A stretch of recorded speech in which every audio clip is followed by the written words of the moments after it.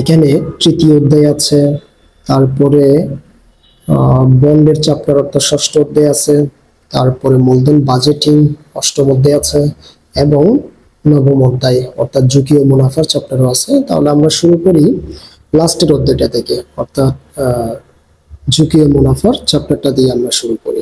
ঠিক আছে, তাহলে প্রথম প্রশ্নটা হচ্ছে এখান থেকে, মিসেস সাফা তার অর্থ সমানভাবে পদ্মা লিমিটেড ও মেঘনা লিমিটেড কোম্পানির শেয়ারে বিনিয়োগ করেন। সেখান থেকে আয়ের হার যথাক্রমে একটা হলো 12% আর একটা হলো 14%। আপনাকে বলা হয়েছে মিসেস সাফার পোর্টফোলিও আয়ের হার কত।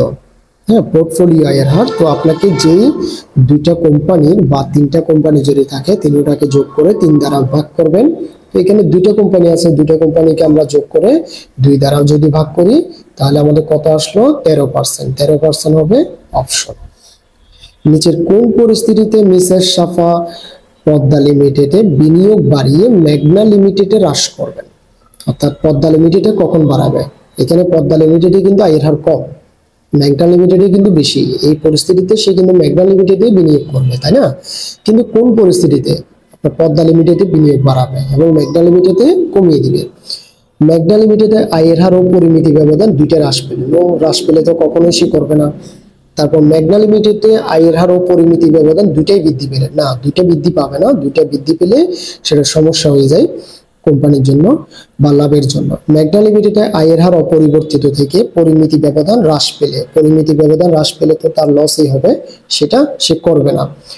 মেঘনা লিমিটেডে আয়ের হার অপরিবর্তিত থেকে পরিমিতি ব্যবধান বৃদ্ধি পেলে, হ্যাঁ আয়ের হার অপরিবর্তিত থেকে যদি পরিমিতি ব্যবধান বৃদ্ধি পায় তখন সেখানে বিনিয়োগ করবে। ঠিক আছে, তারপরেরটাতে আসুন। এখানে বলা হচ্ছে আসাট লিমিটেড এর ঝুঁকিমুক্ত আয়ের হার। ঝুঁকিমুক্ত আয়ের হারকে আমরা কি বলে থাকি? আরএফ। ঝুঁকিমুক্ত আয়ের হার হচ্ছে আমাদের জন্য আরএফ। ওকে, তারপরে তাহলে আরএফ দেওয়া আছে। আর মার্কেট পোর্টফোলিও আয়ের হার যেটাকে আমরা বলে থাকি বাজার ঝুঁকি, আরএম। তারপরে বিটার মান দেওয়া আছে 1.5, বিটা যেটাকে আমরা বেটা বা এভাবে বলি, তাহলে এখানে হলো 1.5। এখন আমাদেরকে বলেছে ঝুঁকির প্রিমিয়ামটা কত। ঝুঁকির প্রিমিয়ামটা যদি আপনি বের করতে যান, ঝুঁকিমুক্ত আয়ের হার যেটা দিয়েছে সেটা বাজার আয়ের হার থেকে বিয়োগ করে দিবেন। তাহলে একটা থেকে একটা যদি বিয়োগ করেন, 12% থেকে 8% যদি বিয়োগ করেন 4%। ঠিক আছে, তারপরেরটাতে আসুন। এখানে বলেছে আসার লিমিটেডে প্রত্যাশিত আয়ের হার কত। যেহেতু এখানে আমাদেরকে বিটা দেওয়া আছে এবং ঝুঁকিমুক্ত আরএফ বা আরএম এগুলো লেখা আছে, তাই আমরা কোন সূত্রটা অ্যাপ্লাই করব? আমরা এখানে সিএপিএম মডেলটা ব্যবহার করব। সিএপিএম মডেলের সূত্র হচ্ছে RF plus RM minus RF into beta. এই সূত্রটাকে আমাদের অ্যাপ্লাই করতে হবে। তাহলে এইভাবে যদি আমরা কাজটা করি তখন আমাদের কত আসতেছে দেখেন। আরএম থেকে আরএফটা আগে বিয়োগ করেন, আরএম থেকে আরএফ যদি আমরা বিয়োগ করি তখন আমাদের আসতেছে 4%। এখন 4%টাকে আমরা কি করব? 1.5 দ্বারা গুণ করব। তাহলে 4%টাকে 1.5 দিয়ে যদি গুণ করি, পার্সেন্টটা কিন্তু তোলা যাবে না, ইন্টু 1.5 সমান আসতেছে আমাদের 6। আবার 6কে যদি আমরা আবার আরএফ দিয়ে যদি যোগ করে দিই, অর্থাৎ 8 দিয়ে যদি আমরা যোগ করি তখন আমাদের আসতেছে 14%। তাহলে 14% হবে আমাদের অপশন। আপনি এটা দিয়ে বের করতে পারবেন। একটু এটা মুছে দিলাম, তখন আপনি ভালো করে লিখে নিতে পারবেন। ওকে, তাহলে এটা হলো যে আমাদের আরএফ আর RM minus RF into beta. Okay, তারপরটাতে আসুন। আবার বলা হচ্ছে সাহারা কোম্পানির ঝুঁকিমুক্ত আয়ের হার হলো 6% এবং আয়ের হার হলো 13% আর বিটার মান দিয়েছে 0.70। তো প্রত্যাশিত আয়ের হার কত? সেম আমরা এই সূত্রটা অ্যাপ্লাই করব। তাহলে এখান থেকে আরএম থেকে আরএফ যদি বিয়োগ করেন তখন আপনার কত আসবে? 7। এখন 7-এর সাথে 0.70 যদি আপনি গুণ করেন, আপনি ক্যালকুলেটর নিয়ে বসে পড়ুন। 7 ইন্টু 0.7 সমান, তারপর প্লাস করব আমরা কার সাথে? আরএফ এর সাথে। আরএফ হলো 6%, তাহলে প্লাস 6, তখন আমাদের আসছে 10.9। 10.9 মানে হলো গ নাম্বারটা। তারপর সেম ভাবে এটাও এম কোম্পানির বিটার মান দেওয়া আছে। ট্রেজারি বিলের আয়ের হার হচ্ছে, এটা হলো ট্রেজারি বিলের আয়ের হার। ট্রেজারি বিলের আয়ের হারও বা ঝুঁকিমুক্ত আয়ের হার সেম কথা, আরএফ। আর এফ হলো আমাদের 6%, আর বাজার আয়ের হার যেটা আর এম এর মান হলো 16%। তাহলে 16% থেকে যদি 6% চলে যায় 10কে যদি আপনি 1.7 দ্বারা গুণ করেন, 10 গুণ 1.7 যদি গুণ করেন তাহলে আপনার আসবে 17 সাথে আবার প্লাস করে দিতে হবে আর এফ কে 6 যদি আপনি যোগ করেন তখন আসবে 23%। তাহলে আমাদের 23% অপশন হবে। ঠিক আছে, তারপর আসুন এবার নতুন ধরনের অঙ্ক আপনাকে দেওয়া আছে। সিজন ফার্মার একটি সিকিউরিটি তথ্যাবলী, এখানে সম্ভাবনা দেওয়া আছে আপনাকে এবং আয়ের হারগুলো দেওয়া আছে। তারা বলেছে প্রত্যাশিত আয়ের হার কত।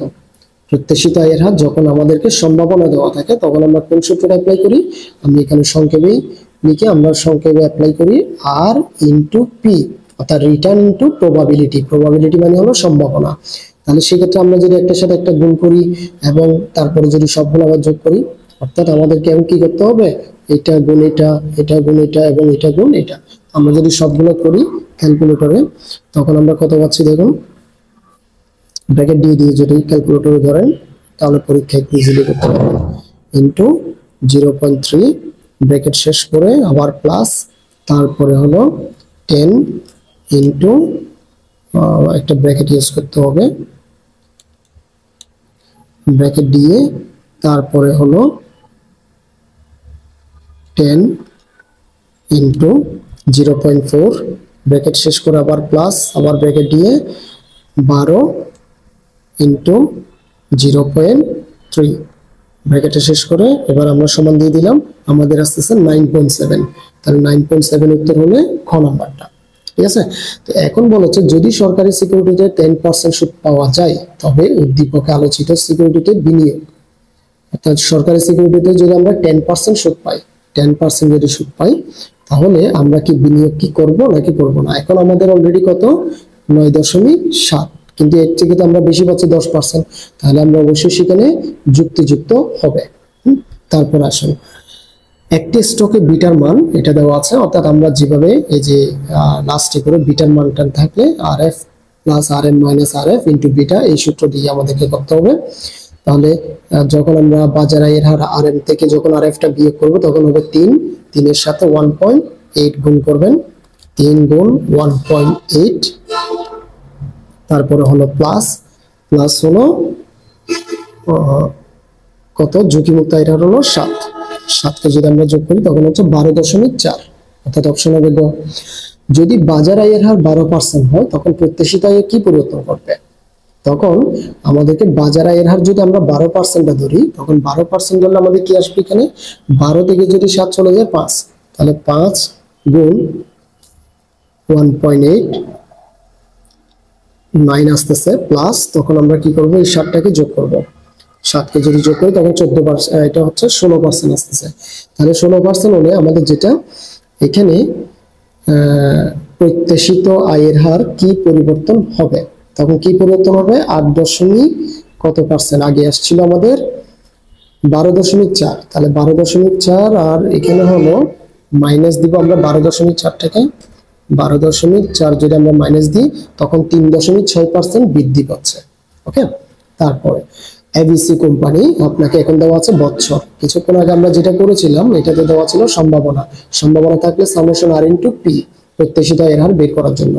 এখন আপনাকে প্রত্যাশিত আয়ের হারের জন্য যেহেতু বছর দেওয়া আছে তাহলে আপনাকে সূত্র ব্যবহার করতে হবে কি summation R by N. Summation R by N, summation R বলতে এগুলো সবগুলোকে যোগ করবেন আর টোটাল বছর হচ্ছে 3টা, 3 দ্বারা ভাগ করে দিবেন, তাহলে আপনার আসতেছে কত 29 এবং 42কে যদি 3 দ্বারা যদি ভাগ করেন তাহলে কত হয় 3 14 42।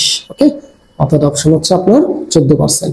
এবার আদর্শ বিচ্যুতি সূত্রটা আমি যদি এখানে একটু দেখাই, আদর্শ বিচ্যুতি সূত্র আমাদের সিগমা বলা হয় এটাকে, রুট ওভার দিতে হবে এবং উপরে হলো আমাদের R minus R phi whole square by N minus 1।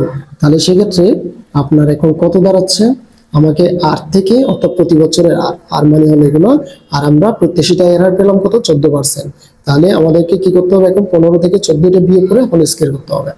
আমি দেখুন এখানে ক্যালকুলেটরে কিভাবে তুলি, ক্যালকুলেটরে প্রথমে ফার্স্ট ব্র্যাকেট দিলাম, ফার্স্ট ব্র্যাকেট দিয়ে কত আছে আমাদের 15%, তাহলে 15 মাইনাস আমরা এখানে পেয়েছিলাম 14%, আমরা তুলব -14 ব্র্যাকেটটা শেষ করে স্কেয়ার দিব, তারপর আবার প্লাস দিব। এবার দ্বিতীয় বছরটা হলো 14%, তাহলে 14 মাইনাস আমরা এখানে পেয়েছিলাম 14%, মাইনাস 14 ব্র্যাকেট শেষ করে স্কয়ার, তারপর আবার প্লাস, আবার ব্র্যাকেট ইউজ শুরু করব, তারপর আছে 13%, তাহলে 13 মাইনাস আমাদের এখানে হলো 14%, তো আমরা 14 ধরবো, ব্র্যাকেট শেষ করে স্কয়ার দিব, তাহলে আমাদের আসলো এখানে 2, অর্থাৎ শুধু 2 আসলো। তাহলে 2 কে এখন আমরা ভাগ করব এখানে n/1, অর্থাৎ n এর মান হলো 3 বছর, তাহলে 3 থেকে যদি 1 চলে যায় আর থাকে 2। এখন 2 দ্বারা যদি 2 কে আমরা ভাগ করি তখন কত বের হচ্ছে আমাদের? 1 বের হচ্ছে। 2 দ্বারা 2 কে ভাগ করলে 1 এবং রুট ওভার, তাহলে রুট ওভার 1 যদি আমরা কাজ করি তখন আমাদের মান আসছে 1, অর্থাৎ 1। ঠিক আছে, আশা করি বুঝতে পেরেছেন। আমরা পরবর্তী চ্যাপ্টারটাতে চলে যাই এবার। তো আমাদের পরের চ্যাপ্টারটা আসলো, এটা হলো মূলধন বাজেটিং এর চ্যাপ্টার। মোটামুটি দেখুন, মূলধন বাজেটিং এর মধ্যে আপনার কিছু সূত্র তো আমাদের প্রয়োজন হয়, যেগুলো আমি অবশ্যই অলরেডি ভিডিওগুলো আপলোড করেছি, এগুলো একটু চেক আউট করে নেবেন। তাহলে এটা দেখুন 109 নাম্বার এবং 110 নাম্বারের জন্য। 109 নাম্বারে আপনাকে একটা মাইনাস সাইন দিয়ে যেটা 60,000 টাকা দেখতে পাচ্ছেন, এটা হচ্ছে এক ধরনের বিনিয়োগ, যেটা মাইনাস সাইন দিয়ে দেওয়া থাকে, অর্থাৎ এটা ক্যাশ ফ্লো বা নগদ প্রবাহ হিসেবে ধরা হয়। তো আমাদেরকে বলেছে বিনিয়োগের পরিমাণ কত, বিনিয়োগের পরিমাণ তাহলে কত? 60,000 টাকা পেয়ে গেলাম। এবার বিনিয়োগের পরিশোধকাল কত? এখানে দেখেন প্রতি বছর আমাদের নগদ প্রবাহ সেম, অর্থাৎ 12,000 করে করে, তাই না? তাহলে 12,000 করে করে যেহেতু আমরা পাচ্ছি, এখানে বিনিয়োগের পরিশোধকাল কত হবে? আমরা এটা যখন প্রতি বছর নগদ প্রবাহ যখন সময় থাকে তখন পরিশোধকাল বলতে আমরা বুঝে থাকি কি? Payback period. পেব্যাক পিরিয়ডের সূত্র হচ্ছে এনসিও বাই এনসিবি। তাহলে এনসিও হলো আমাদের জন্য 60,000 টাকা এবং আমাদের এনসিবি অর্থাৎ প্রতি বছর আমরা কত করে পাচ্ছি? 12,000 করে পাচ্ছি। সুতরাং 5-12-60 অর্থাৎ 5 বছর। ঠিক আছে, এটা শেষ হলো। নেক্সট, মিস্টার আলিম একটি প্রকল্পে বিনিয়োগ করতে চাই। বিনিয়োগকৃত মূলধনের পরিমাণ হলো 1 লক্ষ টাকা, যা থেকে আগামী 5 বছর ধরে বার্ষিক নগদ প্রবাহ পাওয়া যাবে যথাক্রমে এত করে করে। এখন তৃতীয় বছরে এসে প্রকল্পটি ক্রমযোজিত নগদ প্রবাহ কত? ক্রমযোজিত মানে বুঝে থাকি আমরা প্রথমটার সাথে পরেরটা যোগ, এর পরেরটা যোগ, এভাবে করে করে যোগ করে আমরা বের করি। তাহলে 20,000, 20-এর সাথে যদি আপনি 30,000 যোগ করেন কত হয়? 50,000। 50,000 সাথে যদি আপনি 40,000 যোগ করেন 90,000, অর্থাৎ তৃতীয় বছরে এসে 90,000 টাকা আমরা পাচ্ছি। তারপর প্রকল্পটির পেব্যাক পিরিয়ড কত হবে? এখন পেব্যাক পিরিয়ড যখন ভিন্ন ভিন্ন থাকে, যখন একরকম থাকে নগদ প্রবাহ, যখন একই রকম থাকে তখন এনসিও বাই এনসিবি, আর যখন ভিন্ন ভিন্ন থাকে তখন আমরা সূত্র ব্যবহার করি কোনটা? তখন আমরা সূত্র ব্যবহার করব, খেয়াল করুন, A plus NCO minus C by D. Okay, তাহলে এখানে আমাদেরকে এর মান হচ্ছে বিনিয়োগ উঠে আসার আগের বছর। আমরা বিনিয়োগটা উঠে আসছে কোন বছর সেটা চেক করব আগে। তাহলে বিনিয়োগ উঠে এসেছে আমাদের, দেখুন আমরা বিনিয়োগ করেছিলাম যে কত? এখানে 1 লক্ষ টাকা। তাহলে তৃতীয় বছরে এসে 90,000, চতুর্থ বছরে এসে 1,30,000, অর্থাৎ চতুর্থ বছর উঠে গেছে।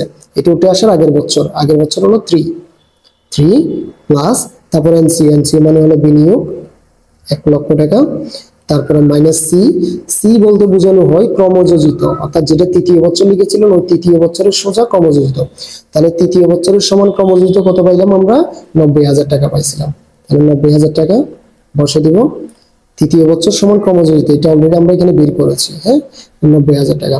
তারপর ডি মিনস হলো যে তৃতীয় বছরের সোজা নিচের অংশে আমাদেরকে ধরতে হবে, অর্থাৎ চতুর্থ বছরে এসে আমাদের নগদ প্রবাহ কত? 40,000 টাকা। তাহলে আমরা 40,000 টাকা লিখবো এখানে ডি এর মান।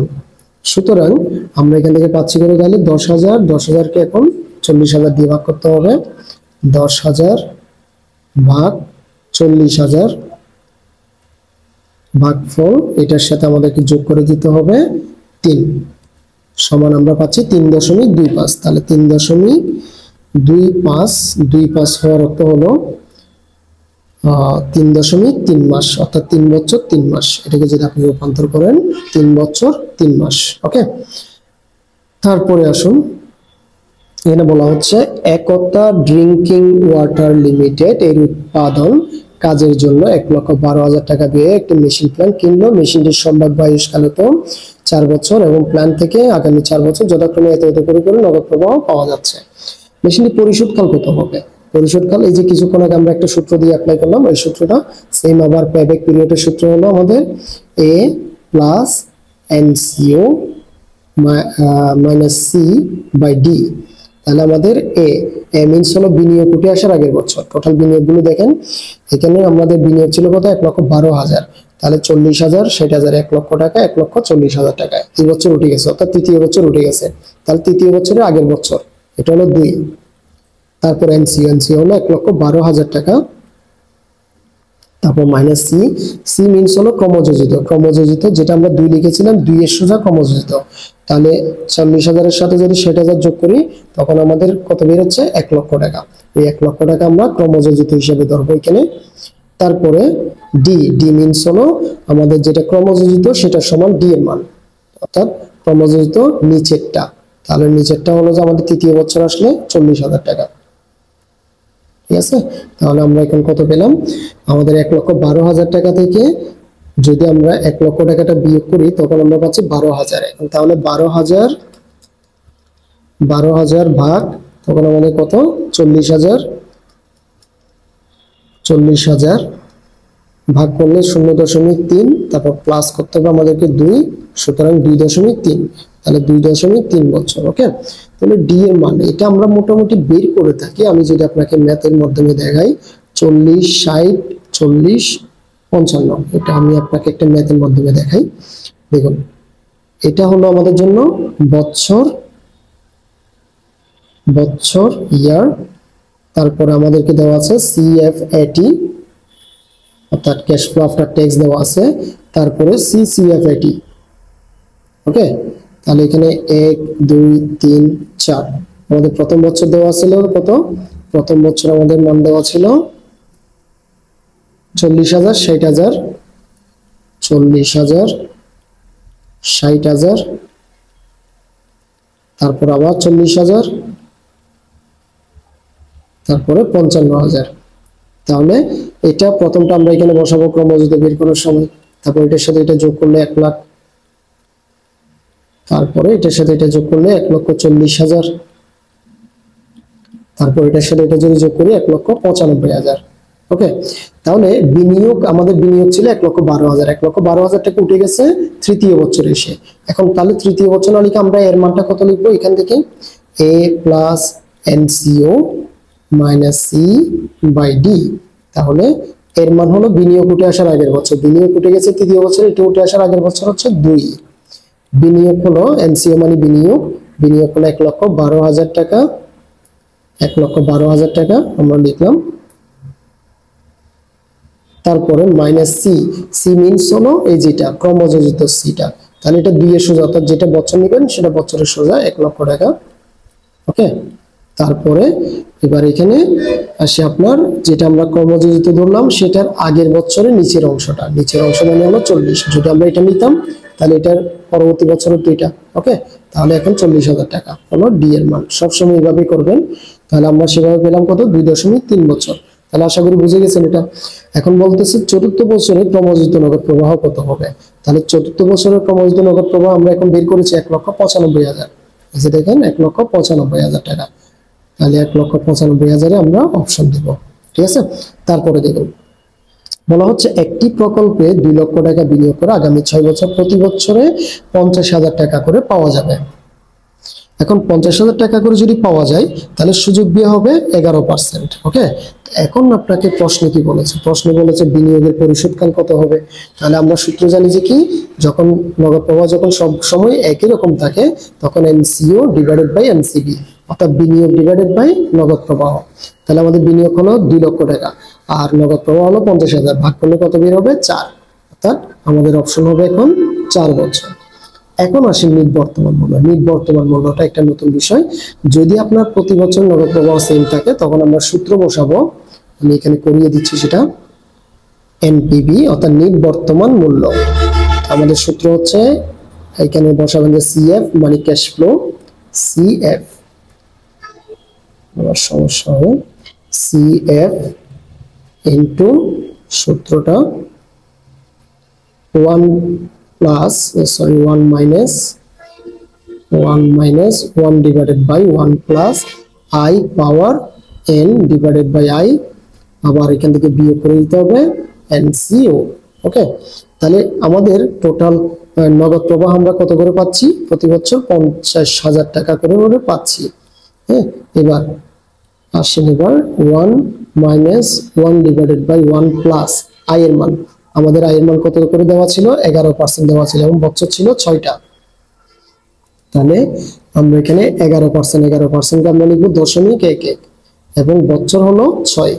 তারপর এখানে 11% 11, তো এখানে এনসিও হলো যে কত? 2 লক্ষ টাকা। ঠিক আছে, 2 লক্ষ টাকা বসিয়ে নিলাম। তাহলে এবার দেখেন আমরা এক নাকারে করে ফেলবো, অর্থাৎ একবার ক্যালকুলেশন করে এটা পুরোটা করে ফেলা যাবে টোটাল, অর্থাৎ 1 ডিভাইডেড বাই এটা। তাহলে 1 ভাগ, তারপরে দিব first bracket 1 plus 0.11, 1 plus 0.11 bracket শেষ করে পাওয়ার কত? কয় বছর? 6 বছর। তাহলে 6 বছর দিয়ে আমরা সমান দিয়ে মান পেলাম 0.533 এটা। তো এবার আমরা কি করব? 1 চাপ দিব, 1 মাইনাস আনসারে চাপ দিব।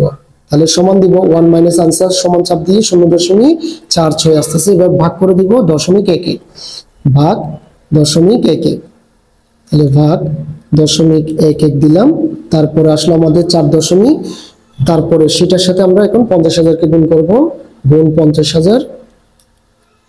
তারপরে এখন আমাদের আসতেছে 2,11,526 বা 27 টাকা মাইনাস করে দিব আমরা বিনিয়োগ, 2 লক্ষ টাকাকে আমরা মাইনাস করে দিব, সমান আমাদের আসতেছে 11,527 টাকা, 11,527 বা 26 টাকা এরকম আসতেছে। তো আমার দেখি এখানে অপশন আছে কিনা, 11,527 টাকা অপশন। ওকে, তাহলে আশা করি বুঝে গেছেন। পরবর্তী অঙ্কের জন্য আমাদেরকে আমি একটু বুঝি, ভালো দেখা যাচ্ছে না ভালো করে। এবার দেখুন, এখানে বলছে আজাদ ট্রেডার্স এর কারখানার জন্য একটি অত্যাধুনিক মেশিন সংস্থাপনের সিদ্ধান্ত নিলেন। তিনি এই মেশিন থেকে আগামী 10 বছর ধরে আয় পাবেন। মেশিনের বর্তমান মূল্যের সাথে ভবিষ্যৎ নগদ প্রবাহ তুলনা করে মেশিনটি লাভজনক বলে মনে করেন। তাহলে তার বিনিয়োগের সিদ্ধান্তটি কি? এটা একটা মূলধন বাজেটিং, কারণ সে একটা মূলধন জাতীয় জিনিস কিনেছে, তাহলে এটা হলো মূলধন বাজেটিং এর মধ্যেই পড়ে। ওকে, তারপরে আজাদ প্রকল্পটি লাভজনক মনে করলেন, কারণ এটার কারণটা কি? এটার কারণ হলো তার বর্তমান মূল্য, অর্থাৎ বর্তমান মূল্যটা যখন ধনাত্মক হয় তখন সেটাকে লাভজনক মনে করে। ওকে, তারপরটাতে আসুন 119 নম্বরে, একটি প্রকল্পে 50,000 টাকা বিনিয়োগ করলে 4 বছর প্রতি বছরে 20,000 করে, তা প্রতি বছর সেম বাট্টার হার দেওয়া আছে, যেটাকে মূলধন ব্যয় বলতে পারে, প্রত্যাশিত আয়ের হার বলতে পারে। নিট বর্তমান মূল্য কত? তার নিট বর্তমান মূল্যটা আপনি কিভাবে বের করবেন?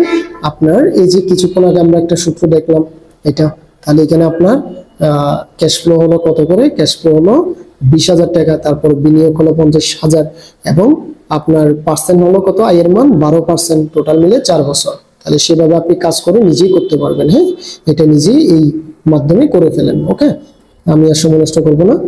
তারপরে পরেরটাতে যাই। পরেরটার মধ্যে আমরা দেখতে পাচ্ছি এখানে তাসফি কসমেটিক্স একটি নতুন মেশিন ক্রয় করতে চাই। মেশিনটির ব্যয় হলো 50,000 টাকা এবং প্রত্যাশিত আয়ুষ্কাল হলো 5 বছর। কোনো ভগ্নাবশেষ মূল্য নেই। প্রত্যেক বছরের শেষে প্রতি বছর নগদ প্রবাহ হয় 14,000, অর্থাৎ প্রতি বছর নগদ প্রবাহ সেম। তাহলে এনপিভি কত হবে? যে সেম এই সূত্রটা, যেহেতু প্রতি বছর সেম, এনপিভি এই সূত্রটার মাধ্যমে আপনি ব্যবহার করবেন। ঠিক আছে, তাহলে পারবেন। তারপরে আসুন, তাসফি কসমেটিক্স এর নিকট বাট্টার হার যদি 12% হয় তাহলে এনপিভিতে কি হবে? এনপিভিতে কি করবে সেটা তো আমাদের এটা করে দেখতে হবে। মানে যদি আপনার দেখেন যে এটা কত পার্সেন্ট, এটা হলো আমাদের 10% ধরে দেখেন যে এখান থেকে যে কোনো যেটা আসলো, এবং 12% ধরে যদি দেখেন যে আপনার কম আসলো, তাহলে কম আসলে হ্রাস পাই এটা লিখে দিবেন। হ্যাঁ, আর যদি বেশি বৃদ্ধি পাই তাহলে বৃদ্ধি পাইটা লিখে দিবেন। ওকে, আশা করি হ্রাসই পাবে, এটা হ্রাস পাবে, কারণ যদি মূলধন ব্যয় পার্সেন্ট যদি বৃদ্ধি পায় তখন কিন্তু আমাদের এনপিভি হ্রাস পায়, তাহলে এনপিভি হ্রাসই পাবে। আপনি করে দেখেন। হ্যাঁ, তারপরেরটাতে আসুন। এবার এটাও এক ধরনের আপনার মূলধন ব্যয় চ্যাপ্টারে, তাহলে আমি এখানে আর সময় নষ্টটা না করি, সময় নষ্ট না করলেও আচ্ছা দেখি কয়েকটা। এখানে আমাদের বিনিয়োগ হলো কত? 50,000 টাকা, 3 বছরের মান দেওয়া আছে, নগদ প্রবাহ, পেব্যাক সময় কত? তাহলে পেব্যাক সময় আমাদের বিনিয়োগ কত? এটার সাথে যদি আমরা এটাকে যোগ করি 70,000, অর্থাৎ আমাদের দ্বিতীয় বছরে বিনিয়োগ উঠে আসে। তার দ্বিতীয় বছর উঠে আসার আগের বছর মানে হলো 1, তারপর 1 এর সাথে আমাদেরকে এখন, অর্থাৎ আমাদের সূত্র হচ্ছে কোনটা, ওই যে a plus NCO minus C/D। তাহলে এর মান কত, আপনার বিনিয়োগ উঠে আসতেছে দ্বিতীয় বছরে উঠে আসার আগের বছর। দ্বিতীয় বছর কেন, কারণ প্রথমটার সাথে দ্বিতীয়টা যদি যোগ করেন তাহলে কত হচ্ছে আপনার 70,000, তার দ্বিতীয় বছর উঠে গেল, তাহলে প্রথম বছরের মান। তারপরে এটা সমান C এর মান হবে 40,000 টাকা, অর্থাৎ দ্বিতীয় বছরটা সোজা, তার বিনিয়োগ হলো 50,000। তারপরে আপনার যেটা প্রথম বছর যেটা ধরেছেন, প্রথম বছর আগের মান হলো 40,000, মেবি আপনার মান বের হতে পারে 1.5%, 1.5 বছর, অর্থাৎ আপনি এই সূত্রটার মতো করে বের করবেন, এটার মতো করে। ঠিক আছে, তাহলে আপনি করে দেখেন, আশা করি পারবেন। তাহলে আমরা আর এখানে সময় নষ্ট করবো না, এগুলো সবগুলোই পারবেন। আমি যেগুলো করালাম এর ভিতরে সব আছে। এবার আসেন আমরা পরবর্তী আরেকটা চ্যাপ্টারে যাই। এটা হলো আমাদের জন্য দীর্ঘমেয়াদী বন্ড। দীর্ঘমেয়াদী বন্ডের চ্যাপ্টারের মধ্যে দীর্ঘমেয়াদী অর্থায়ন বলা হয়, এটা বন্ডের চ্যাপ্টার নামে মূলত পরিচিত, 6ষ্ঠ অধ্যায়। এখানে বলতেছে একটি বন্ডের লিখিত মূল্য হলো, লিখিত মূল্যকে আমরা বলে থাকি MV বা FB, হ্যাঁ, ফেস ভ্যালু বা লিখিত মূল্য বলা হয় 1000 টাকা। বন্ডটির মেয়াদ হলো 10 বছর এবং প্রয়োজনীয় আয়ের হার দিয়েছে আপনাকে 10%। তাহলে জিরো কুপন বন্ড মূল্যায়নের মূল্য কত, জিরো কুপন বন্ডের বর্তমান মূল্য কত? জিরো কুপন বন্ডের সূত্রটা আপনার থেকে একটু জানতে হবে। বন্ডের সূত্র হচ্ছে, জিরো কুপন বন্ড যদি থাকে MB divided by 1 plus I power N। তাহলে আমাদের অভিহিত মূল্য কত বা লিখিত মূল্য 1000, তারপরে 1 প্লাস I এর মান, অর্থাৎ সুদের হার হলো কত পার্সেন্ট, 10% বলেছে, 10% মানে 0.10, আর N এর মান হলো 10 বছর। তাহলে এইভাবে যদি আপনি বের করেন, আপনার মানটা কত বের হয়, 1000 1.1 ভাগ 10, পাওয়ার হলো 10। তাহলে আমরা এখন 10,000 নাকি 1000 ভাগ আনসার যদি কাজ করি, তখন আমাদের আসছে 385 বা 386 টাকা। দেখা যাক, 385 টাকায় অপশন আছে, তাহলে এটা উত্তর। তারপরেরটা দেখুন তো, আনহা লিমিটেড প্রতি বছর 12 টাকা সুদ প্রদান করা হবে এমন শর্তে বন্ড ইস্যু করে। বন্ডের প্রয়োজনীয় আয়ের হার হলো 10%, উক্ত বন্ডের বাজার মূল্য 150 টাকা। তাহলে বন্ডটি কোন ধরনের বন্ড, এখানে কোনো বছর দেওয়া আছে দেখছেন, কোনো বছরই দেওয়া নেই। তাহলে বছর দেওয়া না থাকলে এটাকে বলে থাকে আমরা চিরস্থায়ী বন্ড, আর চিরস্থায়ী বন্ড মানে অসীম কুপন বন্ড বলা যায়। ঠিক আছে, অসীম কুপন বন্ড, ওকে। অসীম মানে এটা আজীবন চলমান থাকবে। তা বন্ডের বর্তমান মূল্য কত? বন্ডের বর্তমান মূল্য, এখানে যেহেতু আপনাকে কুপন রেট দেওয়া আছে কিন্তু মেয়াদ নাই, তাহলে আমাদের বন্ডটার মূল্য বের করার জন্য হবে, এই সূত্রটা আমরা আর অ্যাপ্লাই করতে পারবো না, তখন বন্ডের সূত্র হবে I ডিভাইডেড বাই KD। এখানে I মানে হলো কুপন রেটের হার, তাহলে কুপন রেট আমাদেরকে কত দেওয়া আছে, 12 টাকা দেওয়া আছে, আর I মানে হলো প্রয়োজনীয় আয়ের হার যেটা 10% KD। তাহলে কত দেওয়া ছিল আমাদের, 12 টাকা আর 10%। তাহলে এখানে হলো কুপন রেট হলো 12 টাকা আর 10% কে আমরা ধরবো 0.10, সুতরাং আমরা কত পাচ্ছি এখান থেকে, মেবি 120 টাকা হইতে পারে। দেখা যাক কত, 12 ভাগ 120 টাকা, তাহলে 120 টাকা হলো আমাদের জন্য অপশন, ওকে। তারপরে আসুন তো, ASRM লিমিটেড বাংলাদেশে একটি স্বনামধন্য সিমেন্ট উৎপাদনকারী প্রতিষ্ঠান। তারা দীর্ঘমেয়াদী আর্থিক প্রয়োজনে 8% সুদে 10 বছর মেয়াদী 1200 টাকা অভিহিত মূল্যে বন্ডটি বাজার মূল্য হলো 1000 টাকা। তাহলে ইস্যুকৃত বন্ড থেকে আয়ের হার কত, আপনাকে এখন বের করতে হবে আয়ের হার। আয়ের হারের সূত্র কি, আয়ের হার হলো মেয়াদ পূর্তিতে আয়ের হারটা আমরা বের করবো, অর্থাৎ আমাদেরকে একটা এখন OITM এর সূত্রটা অ্যাপ্লাই করতে হবে। OITM মানে হলো ইল টু ম্যাচুরিটি, মেয়াদ পূর্তিতে আয়ের হার। আয়ের হারের কথা বললে আপনি এই সূত্রটা ব্যবহার করবেন। তো এটার সূত্রটা কি, আই দ্বারা বোঝানো হয় কুপন রেট, তারপর plus MV minus SV divided by N, আর নিচে হলো MV plus SV divided by 2 into 100। তাহলে এই ক্ষেত্রে আমাদের কুপন রেট, আগে কুপন রেটটা দেখতে হবে। আমাদেরকে কুপন রেট বলেছে 8%, আমরা কুপন রেট সবসময় ধরি কার উপরে, আমরা কুপন রেট ধরি অভিহিত মূল্যের উপর। তাহলে 1200 টাকার উপর 8% ধরলে কত বের হয় আমাদের, 96 টাকা। তারপরে প্লাস এমবি মানে হলো অভিহিত মূল্য 1200 টাকা, তারপরে এসবি মানে হলো বাজার মূল্য যেটা 1000 টাকা লেখা আছে, তারপরে এন এর মান হলো টোটাল বছর কয়টা আছে এখানে, বছর দেওয়া আছে 10 বছর, 10 বছর দেওয়া আছে, তাহলে আমরা এখানে 10 বসাবো। তারপর আবার সেম ভাবে এখানে 1200 টাকা, 1200 টাকা প্লাস তারপর এখানে হলো 1000 টাকা ডিভাইডেড বাই 2 ইনটু 100। ওকে, তাহলে এইভাবে যদি আমরা কাজ করি, আপনি প্রথমে এটা থেকে এটা বিয়োগ করবেন, 10 দ্বারা ভাগ করবেন, তাহলে 200 কে যদি আমরা 10 দ্বারা ভাগ করি তখন আমাদের আসছে কত, 20, 20 এর সাথে যদি এটা আমরা যোগ করি 116, তারপর এটা যদি আমরা কাজ করি তো এখানে হচ্ছে, এখানে পাচ্ছি আমরা 2200, 1100, তাহলে 116 ভাগ 1100, তারপরে ইনটু দিব আমরা যে 100 ইনটু 100 আছে, ইনটু 100টা দিলে তখন আমাদের আছে 10.54 বা 55, 10.54 আছে অপশন। আশা করি বুঝছেন। উদ্দীপকে ইস্যুকৃত বন্ডটি কোন ধরনের বন্ড? যদি কোনো বন্ডের পার্সেন্ট উল্লেখ করা থাকে তখন সেটাকে আপনি চোখ বন্ধ করে কর্পোরেট বন্ড বলতে পারবেন, এটা হচ্ছে এক ধরনের কর্পোরেট বন্ড। এবার দেখুন তো আপনাকে দেওয়া আছে চিত্রা কোম্পানি লিমিটেড 1000 টাকা একটা অভিহিত মূল্যের 10% ঋণপত্র ইস্যু করে, প্রত্যাশিত আয়ের হার হলো 12%। ঠিক আছে, তাহলে আপনাকে বলা হচ্ছে বন্ডটির অন্তর্নিহিত মূল্য কত। এখানে কোনো কি মেয়াদ আছে? মেয়াদ নাই। তাহলে মেয়াদ যদি না থাকে তখন আমরা কোন সূত্রটা অ্যাপ্লাই করি? মেয়াদ যদি না থাকে এটা হলো আমাদেরকে ব্যবহার করতে হয় চিরস্থায়ী বন্ডের সূত্র, যেটা হলো এই যে এটা আই ডিভাইডেড বাই ক্যাডি। তাহলে আই এর মান কত আমাদের জন্য? আই মানে হলো কুপন রেট, তাহলে কুপন রেট হলো আমাদের জন্য অভিহিত মূল্যের উপর 10%, তাহলে 1000-এর 10% হলো কত? 100 টাকা, আর প্রত্যাশিত আয়ের হার হলো 12%, তাহলে 100 ভাগ এখানে কত 0.12, তাহলে 100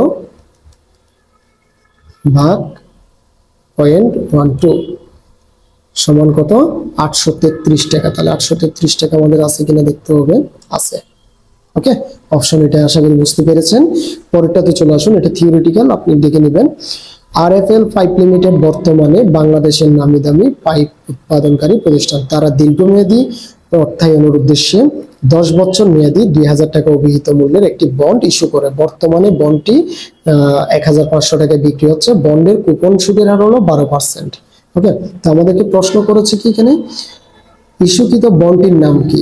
যেহেতু বন্ডের আমাদের কুপন রেট দেওয়া আছে তখন সেটা হচ্ছে কর্পোরেট বন্ড। মেয়াদ পূর্তিতে আয়ের হার কত? মেয়াদ পূর্তিতে আয়ের হার মানে আমরা কি বলেছিলাম? মেয়াদ পূর্তিতে আয়ের হার হলো আপনাকে ওআইটিএম এর সূত্রটা অ্যাপ্লাই করতে হবে। তাহলে ওআইটিএম এর সূত্রের মাধ্যমে আপনি একটু করে দেখুন এটা কত বের হয়, আশা করি বুঝতে পারবেন। হ্যাঁ, পরবর্তীটা পারবেন। তারপর আসেন, মিস্টার হাদি একজন অভিজ্ঞ বিনিয়োগকারী। তিনি তার বিনিয়োগযোগ্য তহবিল দ্বারা একটি সুপ্রতিষ্ঠিত কোম্পানির একটি বন্ড কিনতে চায়, যার লিখিত মূল্য হলো 1000 টাকা। কুপনের সুদের হার হলো 8%। বন্ডটি 12 বছর মেয়াদী এবং বাজারের সুদের হার হলো 10%। কিছুদিন পর মিস্টার হাদি ওই প্রতিষ্ঠানে কিছু সাধারণ শেয়ার কিনে নেন। আচ্ছা, মিস্টার হাদি নগদ বন্ডটি কেনার জন্য সর্বোচ্চ কত টাকা দিবেন? তাহলে সর্বোচ্চ কত টাকা দিবেন, অর্থাৎ বন্ডটির বর্তমান মূল্য আমাদেরকে এখন বের করতে হবে, বা বন্ডের মূল্যটা আমরা বের করব। তাহলে বন্ডের মূল্যটা যদি আমরা বের করতে যাই আমাদেরকে কি করতে হবে? অন্তর্নিহিত মূল্য বের করতে হবে আমাদেরকে। বন্ডের অন্তর্নিহিত মূল্যের সূত্র বিভি বা value of bond I into, আমরা সূত্র অ্যাপ্লাই করব 1 minus 1 divided by 1 plus I power N divided by I. তারপরে আমাদেরকে আবার করতে হবে এখানে plus MV divided by 1 plus I power N. এই বড় সূত্রটা অ্যাপ্লাই করতে হবে কারণ বছরও দেওয়া আছে, আমাদেরকে কুপন সুদের হারও দেওয়া আছে, তখন আমরা এই বড় সূত্রটা অ্যাপ্লাই করব। তাহলে আমাদের লিখিত মূল্য হলো কত? 1000 টাকা। 1000-এর সুদের হার হলো কুপন রেট 8%। এখানে আমাদের দেখেন এমবি, এমবি সমান হলো 1000। তারপরে আয়ের মান মানে কুপন রেট হলো বড় হাতের আই ইউজ করতে হয় এবং সেটা আমাদেরকে কত পার্সেন্ট দেওয়া আছে? 8%। তাহলে 8% আমরা যদি ব্যবহার করি তখন আমরা এখান থেকে কত পাই? 80 টাকা পাই। তারপরে এন এর মান, টোটাল এন এর মান এবং ছোট হাতের আই এর মান। এন এর মান হলো আমাদের জন্য 12 বছর, আর ছোট হাতের আই এর মান হলো 10%। তাহলে সেক্ষেত্রে আমরা কত পাই? আমরা যদি মানগুলো বসাই, এখানে আই এর মান হলো 80 টাকা, তারপর ইনটু এখানে মানগুলো বসানোর পরে আপনি শর্টকাটে এটা প্রশ্নের উপর আপনি করে নিতে পারেন। আই এর মান হলো 10% মানে 0.10, তারপরে এন এর মান হলো 12, তারপর আবার আই এর মান হলো 0.10, তারপর এমবির মান হলো আমাদের 1000, তারপরে 1 প্লাস 0.10 যেটা ছোট হাতের আই এর মান, আর এটা হলো 12। ওকে, তাহলে এবার আমরা প্রথমে এই কাজটা করব, একসাথে করে ফেলতে পারবো। তো আমরা প্রথমে কি করব, তাহলে 1 ডিভাইডেড বাই 1 ভাগ দিয়ে আমরা 1 প্লাস 0.10 ব্র্যাকেট দিব, 1 প্লাস 0.10 ব্র্যাকেট শেষ করে পাওয়ার কত 12 সমান আমরা পাচ্ছি, এখানে যেটা পাচ্ছি সেটা এবার 1 থেকে বিয়োগ করতে হবে, তাহলে 1 মাইনাস আনসার দিয়ে দিব, তারপর আবার যেটা পেলাম সেটাকে আমরা 0.10 দিয়ে আবার ভাগ করব, তাহলে ভাগ 0.10 সমান চাপ দিলাম 6 দশমিক আসলো, সেটার সাথে আমরা 80 কে গুণ করবো এখন, তাহলে ইন্টু 80, ইন্টু 80 কে গুণ করার পর আমরা যে ফিগারটা পাচ্ছি এখন সেটার সাথে আবার এটাকে কাজ করতে হবে, তাহলে আমরা এখান থেকে পাচ্ছি কত 545 টাকা পাচ্ছি, তারপর প্লাস এবার এটা কাজ করে কত পাই আমরা, তাহলে আমরা এটা কাজ করে পাচ্ছি 1000 ভাগ ফার্স্ট ব্র্যাকেট 1 প্লাস 0.10 ব্র্যাকেট শেষ করে পাওয়ার হলো 12 সমান আমরা এখান থেকে পাচ্ছি 318 টাকা বা 319 টাকা লেখা যায়। তাহলে আমরা যদি দুটোটাকে যোগ করি প্লাস এটা 545 যেটা আমরা যোগ করি তখন আমরা পাচ্ছি 863 বা 864 টাকা আনসার। দেখা যাক আছে কিনা। এই যে 864 টাকা অপশন আছে আমাদের। তো আশা করি বুঝছেন, এইভাবে শর্টকাটে অঙ্কগুলো করতে পারবেন আর কি। হ্যাঁ, তো বাকিগুলো আশা করি যে পারবেন। আমি এটা একটু দেখাই, এখানে এটা একটু করি। জনাব তাইবা XYZ কোম্পানি একজন শেয়ার হোল্ডার, তিনি এত সালে ডিসেম্বরে অর্জিত লভ্যাংশের নির্দিষ্ট একটি অংশ টাকায় গ্রহণ না করে ওই কোম্পানির নতুন একটি শেয়ার বিনামূল্যে ক্রয় করেন। তাহলে বিনামূল্যে ক্রয় করলে সেটাকে বলা হয় বোনাস শেয়ার। জনাব মিন্টু 10 লক্ষ টাকা দীর্ঘমেয়াদী বিনিয়োগ করলেন এবং এই বিনিয়োগ থেকে প্রতি বছর নির্দিষ্ট হারে লভ্যাংশ পাবেন। তবে তিনি যে কোম্পানিতে বিনিয়োগ করেছেন সেটি নীতিগত সিদ্ধান্ত নেওয়ার ক্ষেত্রে তার ভোটাধিকার নেই। পরবর্তীতে 5 বছর পর তিনি বিনিয়োগকৃত অর্থ ফেরত নিয়ে আসলেন। তাহলে সেটাকে আমরা কি বলবো? এটা হলো অগ্রাধিকার শেয়ার। ওকে, তাহলে সরি, এটা অগ্রাধিকার শেয়ার নয়, এটা তার কোনো অগ্রাধিকার নাই সেখানে, এটা হলো সাধারণ শেয়ার। ওকে, তো আশা করি বুঝতে পেরেছেন। পরের সপ্তাহে যেটা আমরা, যে এটা হলো তৃতীয় অধ্যায়। তৃতীয় অধ্যায়ের মধ্যে এটা 2-3 মিনিটের মধ্যে শেষ হয়ে যাবে। তো তৃতীয় অধ্যায়ের মধ্যে আমাদের বলা হচ্ছে জনাব রাফা 20,000 টাকায় একটি ব্যাংকে 5 বছরের জন্য জমা রাখেন এবং সুদের হার হলো 10%। তাহলে সরল সুদের হিসাব করলে রাফা মেয়াদ পূর্তিতে কত টাকা পাবেন? সরল সুদের সূত্রটা কি? সরল সুদের সূত্রকে আমরা সংখ্যায় বলে থাকি পিন, তাই না? পি মানে হলো principal into interest into number of year. তাহলে সেক্ষেত্রে আপনি যদি গুণ করেন, এখানে দেখেন প্রিন্সিপাল কত আপনার 20,000, ঠিক আছে, তারপর ইনটু আপনার এখানে বছর কত 5 বছর, তাহলে ইনটু 5 বছর, তারপরে আবার ইনটু কত 10%, ইনটু 10%। সুতরাং আপনি পাচ্ছেন 10,000 টাকা। 10,000 টাকা লিখে দিতে পারেন। এটা হলো সরল সুদের ক্ষেত্রে।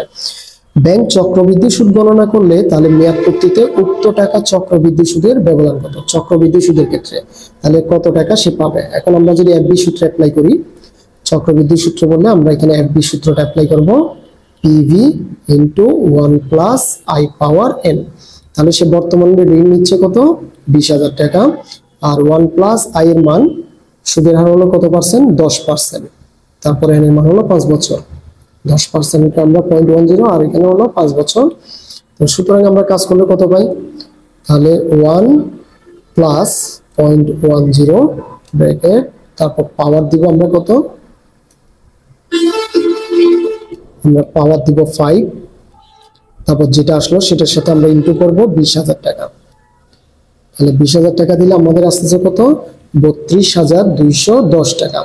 এখন প্রশ্ন কি করেছে দেখেন, প্রশ্ন করেছে তাহলে সুদের সাথে সরল সুদের ব্যবধান কত হবে। সরল সুদ আমরা কত পাইছিলাম 10,000, আর এখানে আমরা কত সুদ পাচ্ছি, এখানে আমরা পাচ্ছি টোটাল টাকা পাচ্ছি 32,000। তাহলে 32,000 টাকা থেকে যদি 20,000 টাকা বিয়োগ করেন 12,210 টাকা পাচ্ছি। এখন 12,210 টাকা কিন্তু ওখানে তো পেয়েছিলাম আমরা 10,000 টাকা, তাহলে আমরা কত টাকা ডিফারেন্স থাকতেছে 2,210 টাকা ব্যবধান। ওকে, তারপরে জনাব ইমেল 10% সুদে 10,000 টাকা 2 বছরের জন্য ব্যাংকে সিদ্ধান্ত নেন। তাহলে 10% সরল সুদে দ্বিতীয় বছর শেষে সুদ কত পাবে। তাহলে আপনি সূত্র কোনটা অ্যাপ্লাই করবেন, পিন, অর্থাৎ 10,000 গুণ 2 20,000, 20,000 কে 10% ধরলে 2,000 টাকা। এবার 10% চক্রবৃদ্ধি সুদে, তাহলে সে কত পাবে, চক্রবৃদ্ধি সুদ, তাহলে অবশ্যই সে বেশি পাবে, চক্রবৃদ্ধি সুদ সরল সুদ থেকে বেশি হবে, ঠিক আছে। তারপরে টোটাল মিলে সে সুদ আসল বাবদ কত পাবে, 12,100 টাকা পাবে। আপনি করে দেখতে পারেন এই যে এই সূত্রটার মতো করে।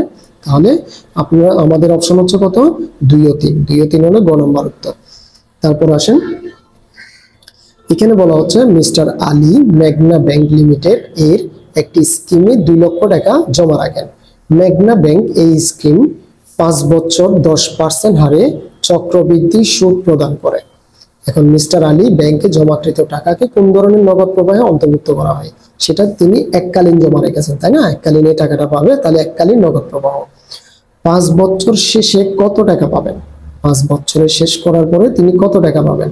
তাহলে আমরা যদি এটা সরল সূত্র করা যাবে না, তাহলে আমাদেরকে FB সূত্রটা অ্যাপ্লাই করতে হবে। তখন আমরা এখানে কি লিখব, FB PV into 1 plus I power n।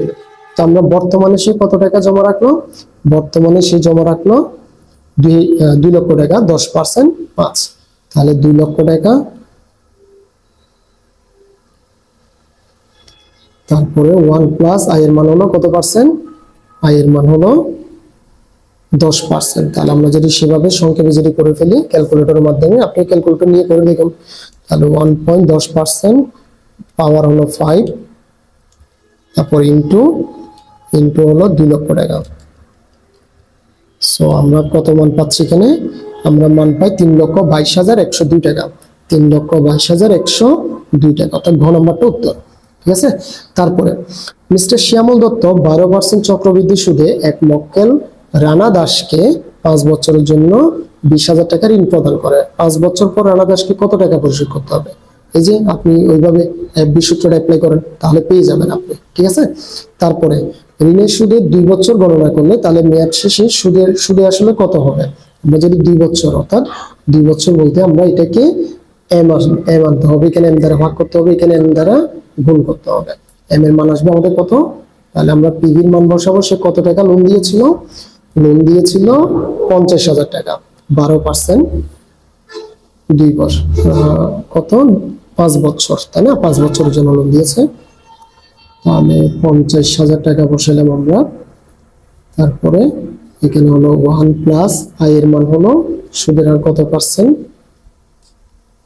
12%, 5 বছর, তাহলে 12% হলে আমরা এখানে দেখব 0.12, আর m এর মান হলো, যেহেতু বছরে 2 বার হচ্ছে, তাহলে এখানে হবে 2, আর এখানে n হবে আমাদের জন্য, টোটাল মিলে 5 বছর, আর এখানে হবে 2, তাহলে সেক্ষেত্রে আমরা কত পাই, প্রথমে আমরা 0.12 কে ভাগ করব 12 দ্বারা, ভাগ করব 2 দ্বারা, সরি এটা 2, m এর মান হলো 2, তাহলে 2 দ্বারা যদি আমরা ভাগ করি তখন আমাদের যেটা আসতেছে সেটার সাথে যদি আমরা 1 কে যোগ করি, তারপর আমরা পাওয়ার করব, এখানে কত হয় আমাদের 5 দিয়ে 10, 10 যদি পাওয়ার করি, তারপর সেটা ইনটু করব আমরা 50,000 টাকা। সো মান পাচ্ছি আমরা 89,542 টাকা। 89,542 টাকা কি আমাদের অপশনে আছে, এই যে গ নাম্বার, ঠিক আছে। তাহলে আশা করি পারবেন, আশা করি আর বাকিগুলোতে কোনো সমস্যা হবে না, এগুলো সবগুলো পারবেন। কিন্তু এখানে একটা দেখুন, মিস্টার রওশন অগ্রণী ব্যাংক থেকে কিছু টাকা ঋণ নিয়েছিলেন, আগামী 5 বছর উক্ত টাকা প্রতি বছরের শুরুতে সমপরিমাণ 10,000 টাকা করে সে পরিশোধ করে, শুরুতেই কিন্তু, হ্যাঁ এটা একটু খেয়াল রাখতে হবে। তাহলে যদি 10% সুদের হারে 10% হয়, তাহলে অগ্রণী ব্যাংক থেকে কত টাকা সে ঋণ নিয়েছিল, অগ্রণী ব্যাংক থেকে ঋণ নিয়েছিল, বছরের সুদের পরিমাণ সে কত হয়, কত করে দেয়, 10,000 টাকা করে করে সমান পরিমাণে সে দিয়ে থাকে। তাহলে টোটাল মিলে কয় বছর? 5 বছর। এখন 5 বছরে যদি সে নেয় তার মানে সে 50,000 টাকা ঋণ নিয়েছিল। অথবা আমরা ঋণটা অন্যরকম ভাবে বের করতে পারি, এভাবে না, 50,000 বের হবে না। যদি ঋণের ক্ষেত্রে আমরা সূত্র ব্যবহার করব প্রেজেন্ট ভ্যালু অ্যানুইটি, এটার জন্য এ বসাতে হয় into 1 minus 1 divided by 1 plus I power N divided by I. এই সূত্র মোতাবেক আপনার থেকে বের করতে হবে। তাহলে আমাদের এর মান হলো প্রতি বছর সে বছরের, আচ্ছা বছরের শুরুতে দেওয়া আছে, তাহলে শুরুতে হলে এখানে আবার আনতে হবে যে আমাদেরকে ইনটু 1 প্লাস আই একটা আনতে হবে। যদি শুরুতে না বলতো তাহলে কিন্তু আমরা এটা ইনটু 1 প্লাস আইটা দিতাম না, ঠিক আছে? তাহলে এবার আপনি মানগুলোকে বসান, 1 minus 1 divided by 1 plus I এর মান। আই এর মান কত? সুদের হার হলো 10%, 5 বছর। 10% হলে 0.10, 5 বছর। তারপর আবার এখানে 0.10, তারপর ইনটু 1 প্লাস আই এর মান হলো 0.10। তাহলে এবার আমরা একসাথে কাজটা করে ফেলি। ফার্স্ট অফ অল আমরা এটার কাজ করব, 1 ভাগ ফার্স্ট ব্র্যাকেট 1.1 ব্র্যাকেটটা শেষ করে পাওয়ার দিব কত? 5। তাহলে আমাদের সমান দিয়ে যেটা মান আসতেছে সেটা এবার 1 থেকে মাইনাস করে দিব, মাইনাস আনসার। তখন আমরা যেটা পাই সেটার সাথে এবার আমরা ভাগ দিব, ভাগ 0.10। তারপরে সেটার সাথে আমরা গুণ করব 10,000 টাকা ইন্টু 3 ইন্টু 10,000 টাকা দিব আমরা।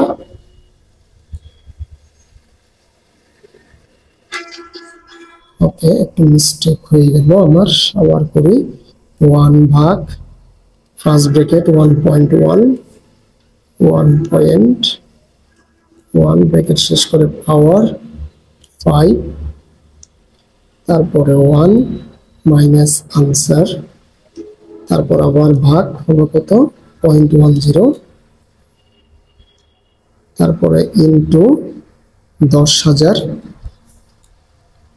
তারপরে আবার ইনটু দিতে হবে এখানে 1.10, তাহলে ইনটু 1.10। 41,698 বা 99 টাকা, 41,698 বা 99 টাকা আসতেছে। 99 টাকা বা 98 টাকা, দেখা যাক অপশন কোনটা আছে, অর্থাৎ 700 টাকা অপশন, ঠিক আছে? এটা ধরা যাবে। তো এইভাবে এখানে মিস্টার রোশন কর্তৃক প্রদত্ত কিস্তি কি ধরনের? এটা হলো অগ্রিম বার্ষিক কিস্তি, অর্থাৎ আপনাকে ওই যে বছরের শুরুতে দিয়ে দিচ্ছে তাহলে অগ্রিম, হ্যাঁ। বাকি সবগুলোই আপনি আস্তে আস্তে আস্তে আস্তে সবগুলোই পারবেন। আরেকটু দেখা যাক, এখানে জনাব রফিক আগামী 2 বছর পরে অবসর গ্রহণ করবেন, তখন তিনি প্রতি বছর শেষে 10,000 টাকা করে পেনশন পাবেন। এখন কত বছর পাবে সেটা কিন্তু উল্লেখ নেই। বছরের সুদের হার হলো কত পার্সেন্ট? 10%। তাহলে সেটা কি ধরনের নগদ প্রবাহ? পেনশনটা কি ধরনের? এটা চিরস্থায়ী, কারণ কোনো বছর উল্লেখ নেই। মেসার্স মনিকা ট্রেডিং 5 বছরের জন্য 15 লক্ষ টাকা অগ্রণী ব্যাংক থেকে ঋণ নিলেন। প্রতিষ্ঠানটি বেলুন মেথড পদ্ধতিতে বা বেলুন পদ্ধতিতে সমান কিস্তিতে ঋণ পরিশোধ করেন। তাহলে কিস্তির আসল পরিমাণ কত, বা বার্ষিক আসল কিস্তির পরিমাণ কত? যেটি বেলুন মেথড, তাহলে এখানে কোনো পার্সেন্টের কোনো প্রয়োজন হয় না বা সুদের হারের কোনো প্রয়োজন হয় না। 5 দিয়ে এটাকে ভাগ করবেন, তাহলে আপনার বের হচ্ছে কত? 3 লক্ষ টাকা। 3 লক্ষ টাকা করে সে পরিশোধ করে, শেষ। 5 বছর পর মনিকা ট্রেডিং এর ঋণ কত থাকবে? আর টাকাও থাকবে না, কারণ 5 বছরে তার পুরো টাকাটাই পরিশোধ হয়ে যাবে, 15 লক্ষ টাকা, 0 টাকা, ঠিক আছে? তারপর এখানে বলেছে সরল সুদের পরিমাণ কত? সরল সুদের পরিমাণ পিন, এই যে সূত্রটার মাধ্যমে অ্যাপ্লাই করবেন। তারপর সুদে আসলে কত টাকা? জনাব সেলিম, ওই যে এটার সাথে এটা যোগ করে দিবেন, পিন থেকে যেটা পাবেন সেটার সাথে 5,000 টাকাটা যোগ করে দিবেন, তাহলে আপনার অপশন চলে আসবে। তো আশা করি বাকি সবগুলো পারবেন। তো পরবর্তী ক্লাসগুলোতে কথা হবে। ধন্যবাদ।